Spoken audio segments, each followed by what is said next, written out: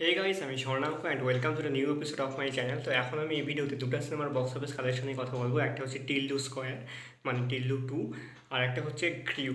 তো প্রথমে বলিউডের সিনেমাটার বক্স অফিস কালেকশন নিয়ে কথা বলি। তো ক্রিউ সিনেমাটা শনিবার দিন, মানে টোটাল 9 দিনের মধ্যে গ্রস বক্স অফিসে 100 কোটির বক্স অফিস কালেকশনে ঢুকে পড়েছে এবং টোটাল বক্স অফিস কালেকশন করেছে 101,08,00,000 টাকা।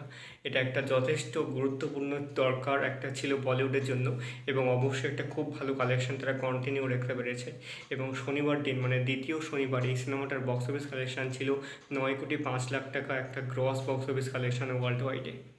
দ্বিতীয় আপডেট হচ্ছে টিল্লু স্কোয়ারকে নিয়ে। এটা একটা টলিউডের সিনেমা এবং এই সিনেমাটাও কিন্তু একটা দারুণ বক্স অফিস কালেকশন কন্টিনিউ দিয়ে যাচ্ছিলো, এবং ক্রিউয়ের সাথে এই সিনেমাটাও 101 কোটির বক্স অফিস কালেকশনে ওয়ার্ল্ড ওয়াইড গ্রসে ঢুকে পড়েছে এবং টোটাল কালেকশন দিয়েছে 101,04,00,000 টাকা। এবং দ্বিতীয় শনিবারেও এই সিনেমাটা 4,08,00,000 টাকার একটা সুন্দর ফ্রেশ বক্স অফিস কালেকশন দিয়েছে গ্রস ওয়ার্ল্ড ওয়াইডে। এটা কিন্তু একটা খুব ভালো কালেকশন, এবং দুটো সিনেমার এভাবে 100 কোটির বক্স অফিস কালেকশন দেওয়া ইন্ডিয়ান একটা বক্স অফিস কালেকশনে কিন্তু যথেষ্ট গুরুত্বপূর্ণ একটা প্রভাব ফেললো এবং খুব ভালো একটা উন্নতি সাধন হলো বক্স অফিস কালেকশনের দিক দিয়ে।